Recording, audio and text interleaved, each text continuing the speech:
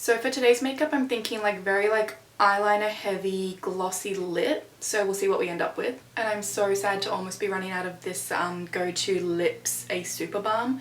This lip balm, I think I've had it for like 5 years because I just tend to like rotate around and use different ones, and this one's almost finished. Like I actually have to squeeze it up now and I'm so sad.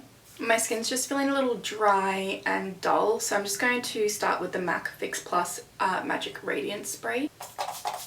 And then I always like to work it into the skin just to wake up the skin, kind of get the blood flowing.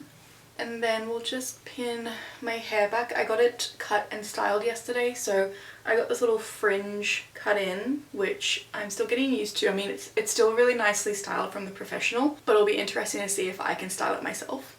Oh my goodness, why am I struggling with this side? Here we go. So I don't always prime my skin, but I was sent this Small Things Sweat Reducing Primer, and I'm really interested to see if this works. So it says to apply a pea-sized amount after skincare, paying attention to areas of most concern, allowing primer to dry well, can be used for a smooth and mattifying appearance or as a primer beneath your favorite foundation. So I'm just going to apply it to my T-zone for now, because I find that when I'm wearing makeup, this is where oil produces. I don't know if that's the same as sweat. I guess it's a good way to see. I probably should have done half my face. Maybe that's for one test day, to see if there's a difference between like the left and the right side. So I have been reaching for my Maybelline Fit Me foundation more lately. I just think it's a better shade match for me. I'm kind of in between my tannest and my lightest at the moment. And this is in the shade 332 Golden Caramel. And as always, I'm going to buff that into my skin with the IT Cosmetics No. 7 brush. This is my favorite brush, so much so that I own 2 of them, and it's devastating because this one's, the hairs have started to come out. So I probably made a mistake when washing it at some point, and I'm really worried I'm gonna have to buy a new one because I think it's like over $50 here in Australia, this brush. But I just love how it applies to my foundation.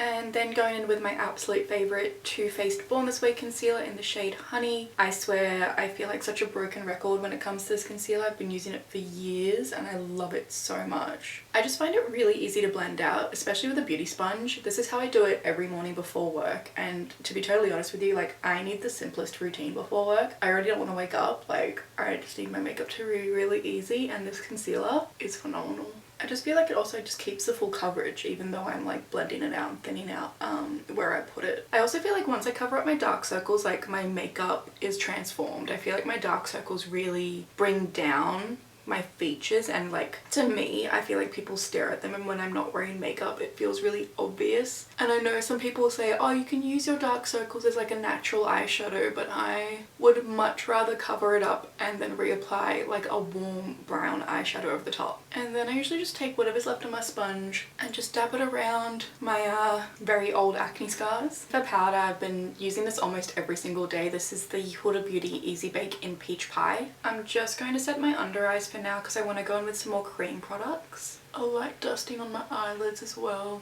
because they love to crease. You can already see it creasing there, which is fine. Well, that'll fix up a bit more with eyeshadow as well. And then for blush, I'm going to take this cream blush from Refy. This is the cream blush in the shade Cherry. I purchased this off the back of like the Victoria's Secret red blush trend that was a few months ago, and I've only used it once or twice, so I'm going to use it today. And I'm just taking a Makeup by Mario F1 brush for this and just slowly building this up because I don't want to go too heavy. That's beautiful. That is such a beautiful shade, and it's crazy because I never ever would have considered a red blush until this trend.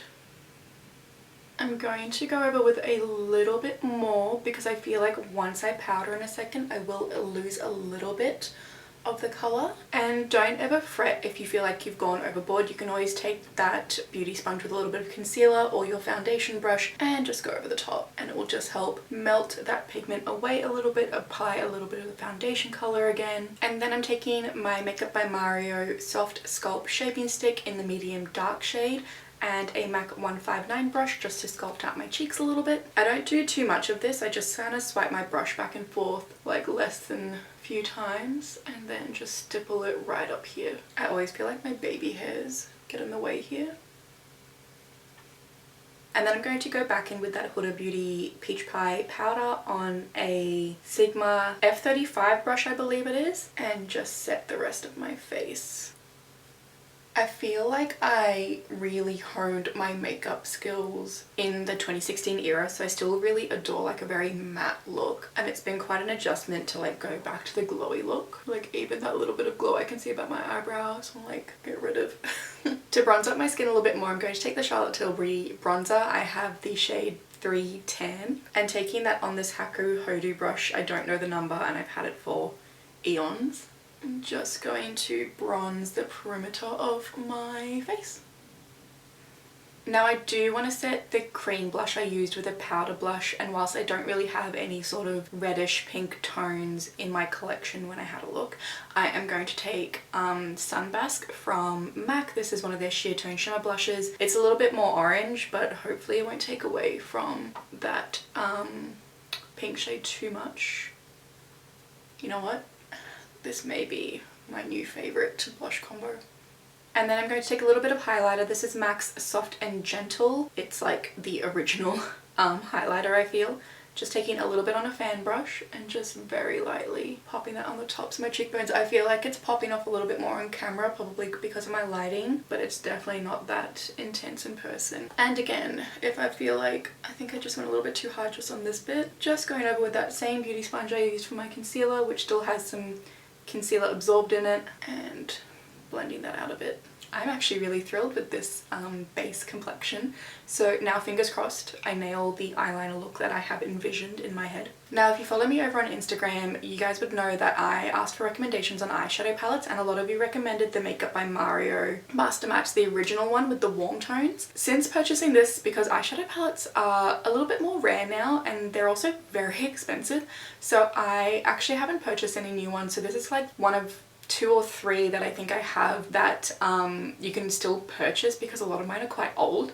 So apologies if you see me constantly reaching for this one. Obviously when I film content for you guys, I want to be able to recommend products that you can go out and buy, and not products that are 10 years old and discontinued. In saying that, I have been loving this palette. I use it most mornings. So I'm just going to take a little bit of this shade and a little bit of that shade. This is pretty much my favorite combo for like the outer V transition area of my eyelid. I just love creating this like definition on my eyelids. It's so satisfying. And next, because I want to experiment with this palette a little bit more, I think I'm going to take this more cool tone brown. I feel like this would be an excellent like eyebrow shade. Just on a flat MAC, it's rubbed off 239. It's that OG flat one. And we'll take this all over the eyelid at the moment. See how it looks. I feel like I'm almost going a little bit grungy because of this t-shirt colour I'm wearing. That's actually really nice. I'm so used to like listening to music or watching Netflix while I film, but now that I want to do like more chatty videos, the silence is kind of deafening and I forget that I'm supposed to be talking to you guys. I'm just going to take a clean blending brush. This is one of the Sigma E25 brushes, and I'm just going to blend the edges of that lid shade. I love how it looks like the most basic eyeshadow look, but it takes like 10-15 minutes to create. So you don't have to do this, but I always feel like I need a little bit of eyeshadow along my lower lash line just to balance things out. So I think I'm just going to take a little bit of this shade that I mixed in for my transition shade and just pop it down here. So in my head, I want to do like a really beautiful wing, but if for any reason it becomes uneven, it may just become a nice smoky wing. Now, before I do my liner, I'm just going to move on to brows for a second. I'm going to use the Benefit Cosmetics Precisely My Brow Pencil in the shade number 6 and a little handheld mirror.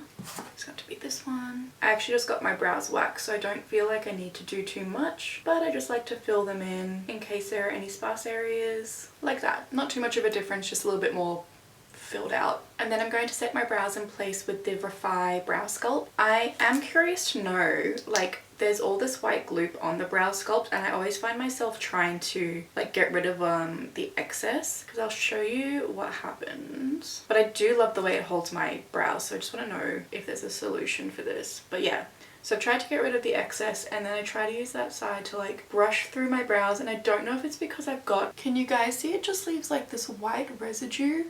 Does that dry down? Like it's not shiny, it's definitely white residue. But I love the hold of this so much. So I usually just do this and then like smush it down with my finger. There's not so much white residue on this one because I was a little bit more light-handed. Does it dry down? This is the first time I've left it for more than a minute without just like getting at it. And now I'm curious. No, it still looks pretty white to me. But yes, if someone knows what the go is with that, I would love to know. Like now I'm just like gonna kind of take my pinky nail and just... I don't like doing this because I feel like it smushes the hairs of my brows together instead of giving it like that nice piecey look. And it adds a step, let's be real. So I think I am leaning a little bit 90s grunge. I don't know if it's this t-shirt colour, I don't know what's going on with me, but I'm tempted to do a little bit more smoky liner and then perhaps go over with a liquid liner for like a slightly defined yet smoky effect. You'll see what I mean if I pull it off. So I'm taking the Stila Stay All Day Smudge Stick Waterproof Eyeliner in the shade Stingray, and I'm just going to keep this Sigma Pencil E30 brush handy in my hand at the same time because we will be working back and forth between applying some of this and smudging it out.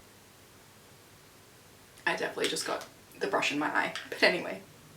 Now I've also found that as much as I love the way this looks right now, I may not be able to exactly get it the same on this side, so we'll just work a little bit back and forth until we're happy with everything. So now I really like that as like the smoky base for what's going on. I'm going to take a liquid liner. This is the Rare Beauty Perfect Strokes Matte Liquid Liner, and I'm just going to do like a fine line with this one.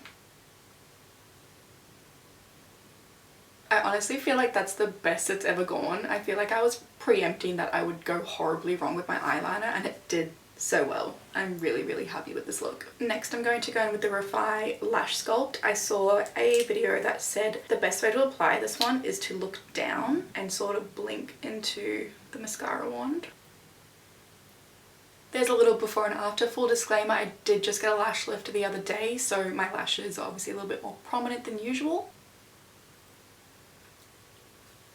Now for lips, what are we thinking? I wanted to go glossy because I do have this Hourglass, what's it called? Volumizing Glossy Balm in Lure, but then I also have it in the shade Entice, which is just a little bit more pinky, more my skin tone. I think I might go with Entice. So I'm just going to first line my lips with the KIKO lip pencil. This is the shade 404. I feel like a broken record again. I feel like I use a lot of the same products in a lot of my videos, but like that's my current routine and that's kind of what I love at the moment. And I also don't have the biggest makeup collection. Like I still definitely have too much makeup for one person, but it's just not what it used to be where it was like taking up an entire room. So I feel like I do reach for the same products all the time. And now going in with that glossy balm from Hourglass. Yeah, this was a good choice. This is the look. Yes, this is the look. So as you guys can tell, I'm absolutely stoked with how this makeup look turned out. It's definitely what I envisioned when I started, like a little smoky eyeliner but still kind of defined at the same time, and a very glossy lip. I hope you guys enjoyed watching. Be sure to follow me over on Instagram and TikTok as well as YouTube. All of my socials are down in the description box, and I will see you guys in the next video. Bye!